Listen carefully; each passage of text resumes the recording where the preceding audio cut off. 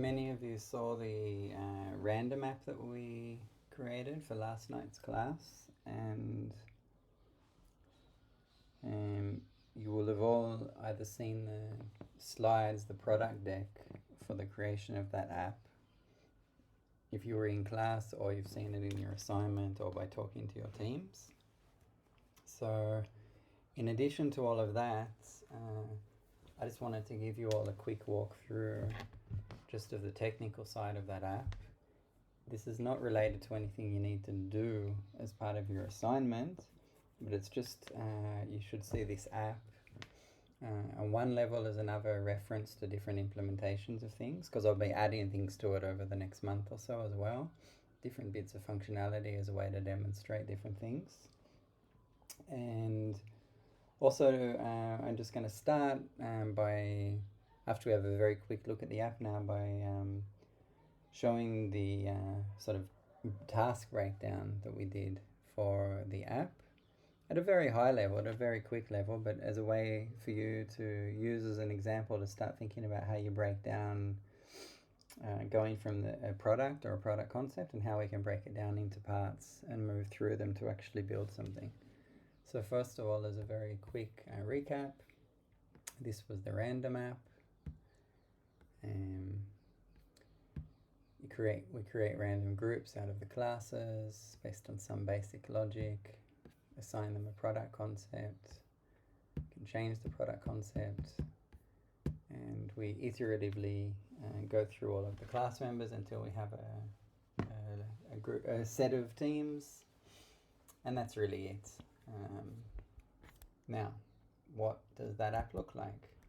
First of all, before we see what it looks like in code, you will have seen the product deck. There's a bit of discussion about technical details there, but not much. From that product deck, from that understanding of what we're building and why we're building it, there's another step of breaking down things into actual units of work, units of technical work, units of implementation work.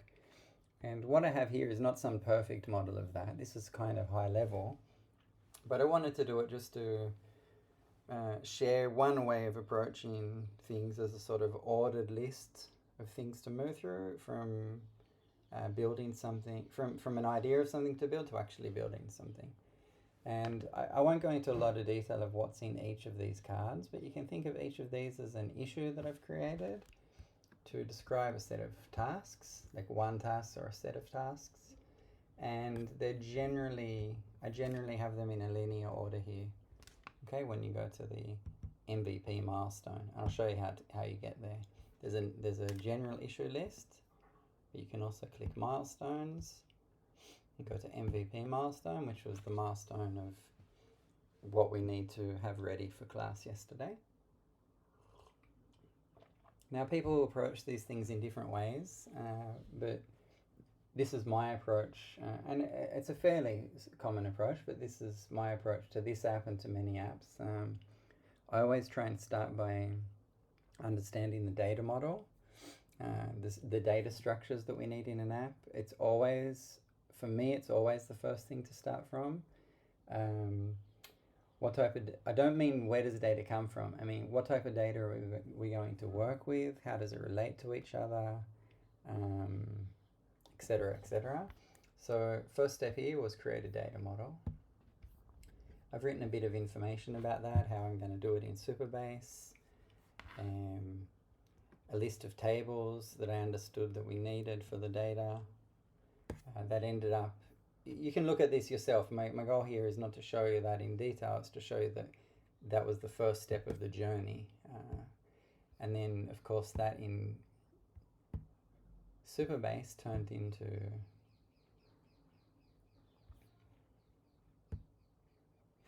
a data structure like this. Very, very quickly, you have a group table with developers and designers. We have a student table with people's names.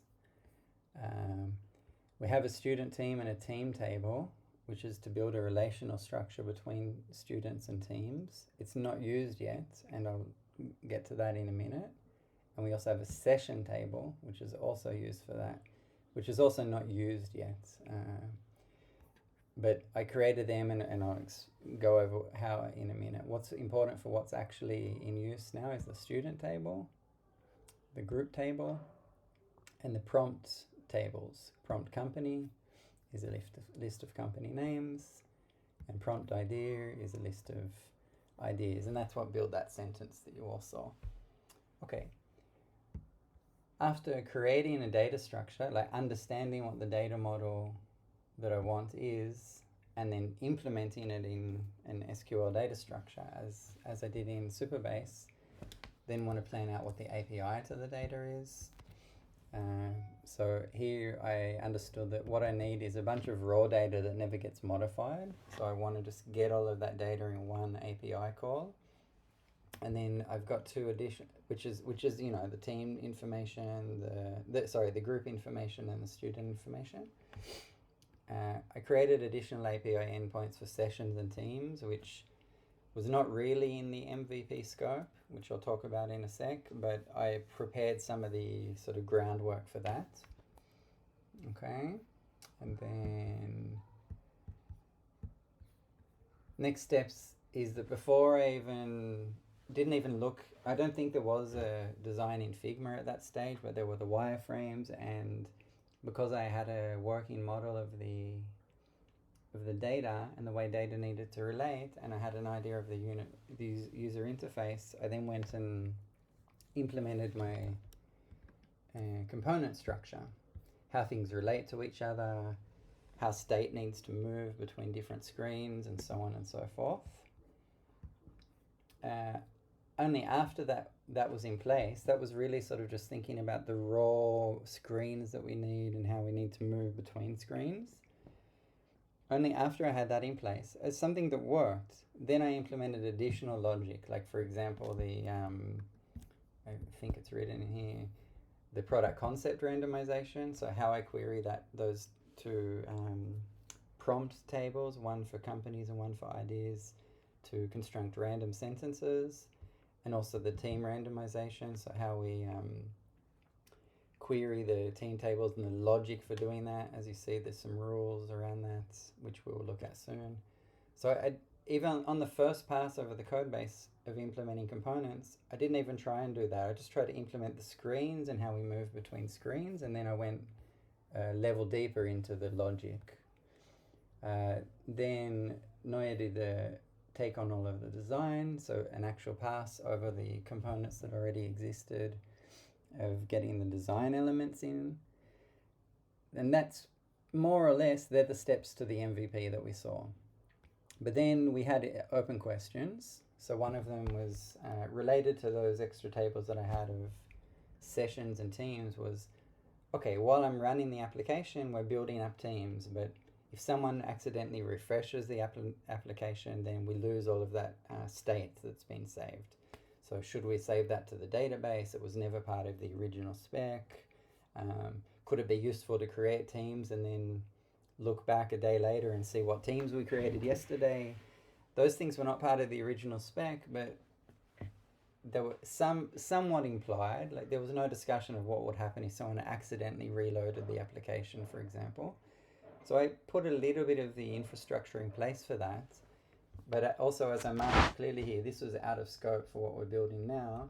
I thought that if we get time, I will implement it before the class, and if not, we won't. I created another task here, which I'll explain in more detail when we look at the code now, which was about, well, as you see, I labeled it as technical debt. Now, I've shown everyone, we've gone over React hooks a little bit, but we've specifically gone over useState, which is the most common React hook that we use to manage references to data in our React components.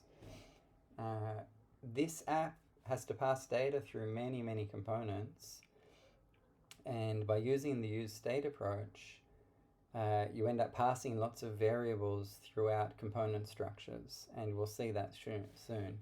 Now, I've mentioned in the last two classes that React does have other ways to maintain state, and specifically one of the other ways that it deals with this problem of always passing data through a hierarchy of children. It's called React Contexts. And so there's an idea of a context provider which sort of magically behind the scenes gives you a way to access data in child components without explicitly passing them through the component hierarchy. I could implement this whole app without it.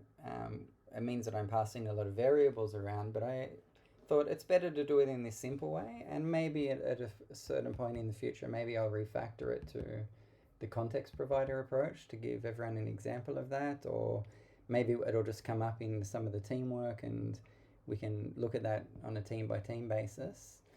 But I wanted to record that here as a note, as part of the potential depth that maybe we'll want to change that implementation in the future. Also, outside of the scope of the MVP, I this morning added 2 bugs which were related to the color contrast in the animations, which just simply didn't get implemented in the way that we originally planned. And so I've opened them here as bugs. Whether we fix them in this semester or ever at all, I'm not sure, but I wanted to record them as part of my project. And I want you all to think about your work like that. As you start preparing for technical implementation work, start to think about how you build up units of work and capture information about them in issues on the issue tracker for your code base. Write significant amounts of information that you can share together as part of your team, and use it as a way to track your work. Most of these can be closed now because they're done. I wanted to leave them open to show everyone. Okay, so that was it. Now I just want to do a quick tour through the code base, because there's a few things that are a little bit new, not too much. As we see, the file structure is similar to what we've already seen. It came up yesterday, and it's come up a few weeks earlier around sort of best practices or code organization. And I said last night a very long way of saying there's no right or wrong. and I fundamentally believe that is true, but at the same time, I fundamentally believe that good code organization is critical to not just having a long-running code base that people can read and understand, but also to the better mentor model you have of the product you're building, the better you'll be able to organize your code. So in some way, good code organization can be a reflection of how well you understand what you're building. And it's also something that's iterative. As I said last night, maybe you'll start off by just putting all of your logic in one big file, and then as you're building, you'll realize you can extract things out. So I'm going to just go over some of the decisions I made in this code base. So obviously the things you've already seen, like a config file, where I'm just basically putting a bunch of constants or information that I read from the environment. Okay.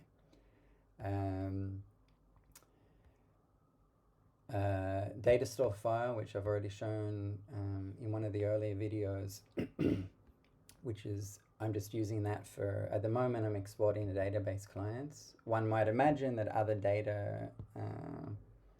methods that we might expose from the database could be exported from here. Helpers, you'll have a utils or a helpers file in pretty much any code base. Or maybe sometimes you'll have something called like lib, which is kind of like a lib of logic functions and logic classes and so on. So yeah, in a simple code base, I'm usually just calling helpers or utils and starting to write up a whole bunch of helper functions. So to give an idea, like there's a simple function here that implements a shuffle algorithm, which we use to shuffle the teams and also the concepts. Some helper functions just to sort of pick out colors. Here's the implementation of the distribution of teams. You can see this is not a generic algorithm. It's based on certain assumptions, but that's an implementation of once we load the data and we know how many designers and developers are, we build a distribution that we will then use as we randomly make teams. and so on and so forth. Other helper functions that are not about component code, but it can be called in components, okay? There's one big one here, get current component, which I'll talk about shortly. Then, as we know, we have our pages directory next. Here we just implement all of this in an index page, but we do have an API that we expose. The data, this is not the most elegant way to do it at all, but it's very simple and straightforward, and I wanted a nice, simple and straightforward example. So here, my data API, just perform a get request to data, and it returns a whole bunch of data from the server for us, all ready to go, basically. We're querying, we're querying all of our tables. This will probably change a bit if I do some more work on it in the next weeks to show you some other ways of doing it. We're doing some calculations that we want to do in our API rather than in the client. So we're getting an account for the developers and account for the designers. And we're already pre-calculating the distribution we're going to need instead of doing that in the client. And then we're returning all of that as a ready-to-go data set. Okay. The other API endpoints, I implemented one called Index here, which just tells you you can think of it as like a little documentation for the API. Tells you what's available and what works. The other two APIs are incomplete right now. As you see, I've written, not implemented. It's related to the points I said about saving sessions and teams. Something I'd like to do in this code base, but it was a bit out of scope until now. Okay, as you've seen, I also, quite common in React code bases, create a hooks directory or a hooks file and your own custom hooks, meaning everything that begins with use and is meant to be used as part of the hooks API in React, you'll add them in here. So these are data hooks, but you might have other types of hooks that you'll use. And then the component structure. So I've done something here a bit different to what you've seen in the other code bases we've looked at. So here I've made a distinction between screens, which are kind of like the actual screens that we're transitioning through as we move state. So show all of the students, select a team, select a concept, go back again to show all the students and select a team. Finally, when you finish, show the team list. So each step is represented by a screen, like a start screen. It basically goes like this: start screen, show students, select concept, and then screen layout is a way that we lay out screen, which I'll show you in a second. It's a sort of like a meta component. And then I've got another directory called partials, which is for the smaller components that get used within screens. So there's a little component to render the content sentence. There's a generic component for sending a message, so that gets rendered if something goes wrong with fetching data. The button across the bottom of every single screen is implemented here as session action. And the student list gets reused over a few different screens, so it's implemented as a student list component, and a team list component is here as well. Okay, so you can see there's a bit of a component structure. We've got quite a lot more components than we've seen until now in this still relatively small app. So it made sense to me to sort of break them out. Last thing to show you is, even though there's a lot of components, you can see here that the entry point of our application, our index page component, is quite small, okay? I recommend you, if you're interested, go and run this and have a look. We're doing something, I'm sort of transitioning through different states, and I have descriptors of each state. And basically, as we move from one state to the next, we load a different component with a set of different information from our descriptor. It's not really a proper state machine, but it's something like a state machine. Some of that configuration for that is here, state descriptors. So each object in this array describes some variables that will be used by the component that renders with this state. It says where to go next, says something about whether we're cycling the background, what the button should be called, and so on and so forth. So that's a way that I've captured variables and data for each state in a very tight, compact, abstract way, and then that gets called here, and it's not sort of all information that's inlined. And as we move through each state, you see each state has an ID, and then we, instead of rendering here React component directly, you can see that I'm calling a function for my return. So this is an abstraction that I built.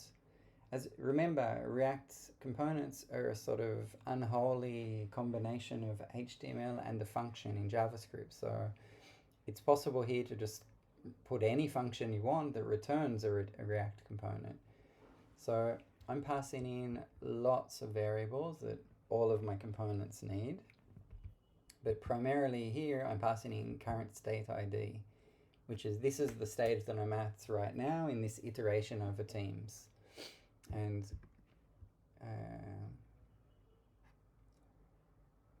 I had a bit of a brain freeze.